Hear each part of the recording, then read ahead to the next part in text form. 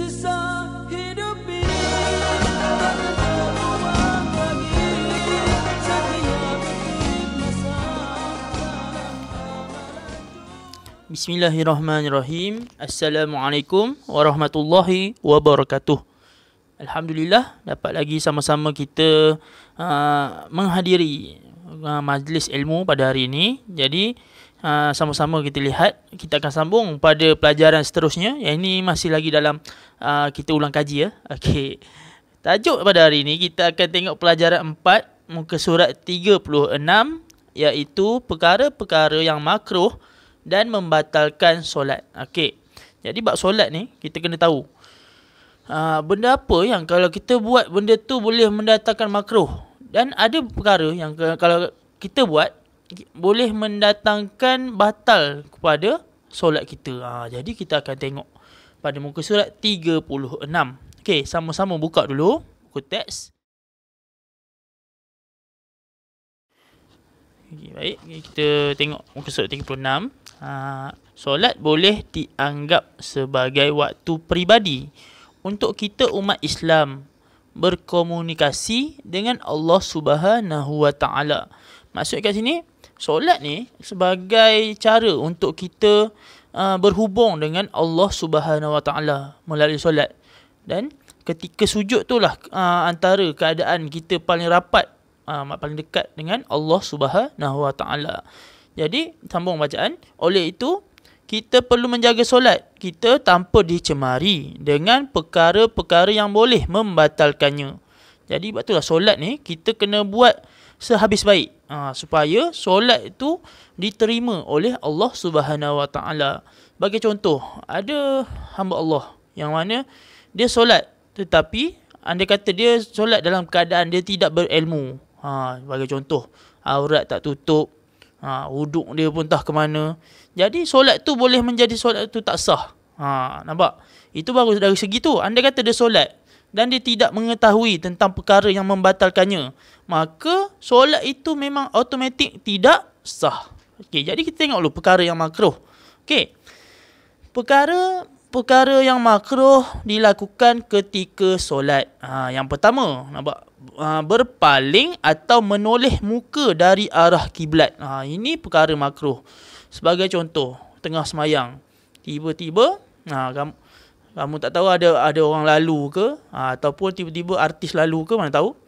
Jadi tak khusyuk orang tengok tu, laju kepala tengok. Macam tu. Jadi itu boleh mendatangkan makruh kepada solat kita. Yang kedua, meludah. Meludah ni ialah kadang-kadang, bagi contoh, banyak ustaz tengok yang berlaku dalam masyarakat kita, tengah solat tiba dia kan meludah macam mana. Contoh ada macam sisa-sisa makanan di celah-celah gigi dalam mulut tu kan. Jadi dia puh-puh kan. Maka makruh. Nombor 3, memandang ke atas, ke bawah, ke kiri atau ke kanan. Ya Allah, macam mana dia semayang memandang ke atas, ke bawah, ke kiri, ke kanan. Maksudnya kat sini, mata dia tu tak boleh duduk diam. Sebab itulah ketika solat kita ni, mata kita ni kena pandang tempat sujud tu. Supaya tidak menjadi makruh pada kita. Nombor 4, bersolat di dalam keadaan mengantuk. Ini lagi lah. Sebab kalau lah kita solat dalam keadaan mengantuk, takut-takut bacaan kita yalah, boleh bagi kesan pada bacaan kita. Kita nak baca surah Fatihah, dah baca surah lain pula. Ataupun kadang-kadang kalau mengantuk, kita tak sedar kita dah buat rukuk pun belum. Sujud tu kita buat 2 kali ke sekali. Nampak? Itu kesannya kalau solat dalam keadaan mengantuk. Okey. Nombor 5, memandang sesuatu yang melalaikan. Melalaikan, bagi contoh, walaupun kamu pandang pada sejadah tu, kadang-kadang tengok sejadah, cantik sejadah aku ni. Tu mulalah korang bercakap dengan diri korang, ni mau aku beli dekat Mekah hari tu. Ini ada orang bagi sejadah ni. Nampak? Sebab itulah jangan sampai melalaikan. Bagi fokus kepada solat kita. Nombor 6, menahan diri daripada membuang air. Okey. Sebab itulah sebelum solat, sebenarnya kita kena pastikan badan kita bersih dan dalam keadaan bersedia. Andai kata kamu terasa nak terbuang air ataupun terasa nak terbuang macam-macam lah. Buang lah dulu. Buang dulu, kasih clear dulu. Lepas tu ambil uduk, pastikan pakaian bersih dan tunaikanlah solat seperti biasa. Jadi keenam-enam ini perlulah kita jauhkan supaya tidak mencemar ataupun tidak mendatangkan makruh kepada solat kita. Okey, apabila makruh ni maka kuranglah pahala di situ. Okey. Seterusnya kita tengok pada perkara yang membatalkan solat. Okey, baik. Kita sambung. Seterusnya perkara-perkara yang membatalkan solat. Okey. Terdapat 11 perkara dalam buku ni. Jadi kita akan lihat satu persatu. Yang pertama, meninggalkan salah satu daripada 13 rukun solat. Nampak? Okey, rukun solat terdapat 13 perkara lah. Maksudnya bermula daripada kita berdiri tegak, niat, berdiri tegak, niat. Lepas tu mengangkat takbiratul ihram. Kemudian nombor 4, membaca surah Al-Fatihah. 5, rukuk. 6, iktidal. 7, sujud. 8, duduk di antara 2 sujud. 9, duduk tahiyat akhir. 10, bacaan tahiyat akhir. 11, selawat Nabi dalam tahiyat akhir. 12, memberi salam. Dan 13 ialah tertib. Jadi ke-13 semua tu kita wajib ada dalam solat kita supaya solat kita tidak batal. Bagi contoh, ada orang tertinggal. Tertinggal rukuk lah, tertinggal. Bila tertinggal salah satu, automatik dia kena solat balik semula supaya dia tidak solat dia tu menjadi solat yang sah. Bayangkan kalau dia tertinggal salah satu, first tu tak sah, jadi tak sah, habislah solat dia, tak diterima lah. Okey. Nombor 2, berubah niat. Berubah niat. Sebagai contoh, kita niat patutnya waktu tu ialah solat zuhur, tetapi kamu niat solat asar. Tengah solat tiba-tiba kamu teringat, tadi aku niat solat asar, sekarang solat zuhur. Makanya itulah telah berlaku berubah niat. Maksudnya kena kembali balik semula. Kamu kena angkat takbir semula. Niat betul-betul, angkat takbir, semayang balik semula. Okey. Nombor 3, makan dan minum. Tengah solat makan dan minum tak boleh lah. Kerana solat ni kita perlukan adab ataupun tertib supaya ibadah solat ini diterima oleh Allah. Okey. Nombor 4, datang hadas kecil atau besar. Nampak? Contohnya tengah semayang, tiba-tiba kamu terkentut, ataupun tengah semayang tiba-tiba orang perempuan datang haid, makanya batal lah solat dia, tidak boleh diteruskan. Okey. Nombor 5, berniat keluar dari solat, iaitu mufaraqah. Okey. Contoh, terdapatlah beberapa keadaan yang boleh kita mufaraqah. Sebagai contoh, imam dia salah baca surah, dia tak baca surah dalam Al-Quran. Dia merepek-repek lah. Maka kita boleh mufaraqah. Itu tak jadi masalah. Okey. Terdapat keadaan yang boleh kita mufaraqah. Nanti kita akan bincang di tajuk yang akan datang. Okey. Nombor 6, terkena najis pada badan, pakaian atau tempat solat. Nampak? Tengah solat tiba-tiba mana tahu ada najis, kita tak perasan kan. Maka terbatal lah solat kita. Ada 3 tempat najis ni. Contoh pada badan, pakaian atau tempat solat.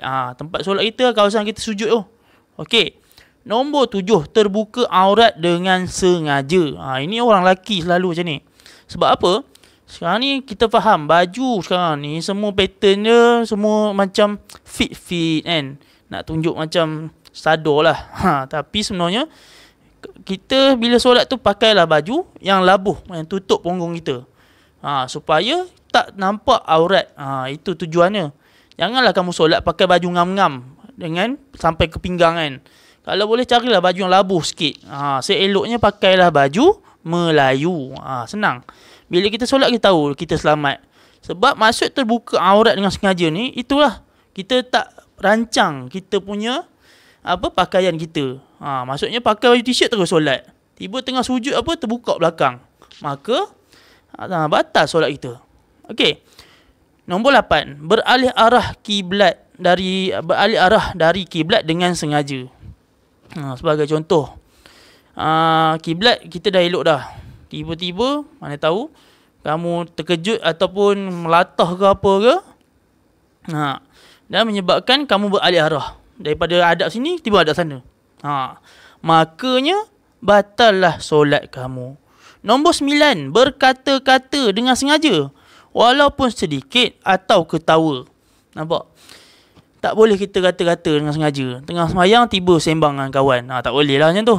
Nampak? Kadang tengah semayang, mata dah tempat lain, dah makruh dah. Tiba nampak benda tu, benda yang kelakar, lucu kan. Korang nak gelak. Bila dah jadi macam tu, kalau kamu dah gelak, maka batallah solat kamu. Okey, kena ulang balik solat. Nombor 10, melakukan pergerakan kasar 3 kali berturut-turut. Kasar maksudnya saja angkat tangan kan, macam tu kan. Ingat, pergerakan solat kita kena kira. Sebagai contoh, tengah semayang tiba gatal kan, angkat, kira satu pergerakan. Lepas tu garu lah. Lepas tu nak letak balik, biarlah dalam keadaan kita tertib. Walaupun kita muka ni gatal ke apa ke, kita nak garu juga, tapi biar dalam keadaan tertib. Janganlah bila dah tengah semayang tiba gatal, macam tu, maka batal solat kamu. Yang terakhir, murtad. Ini satu dosa besar, dan dosa ini memanglah dosa yang sangat-sangat besar lah, disebut dalam Al-Quran dan hadis. Maka bila seseorang tu tengah semayang tiba dia murtad, maka batal solat dia. Ingat, jangan main-main buat murtad ni. Okey, nanti kita akan sambung berkenaan dengan waktu yang dilarang untuk solat. Okey, jadi untuk hari ini Ustaz akan tinggalkan beberapa soalan.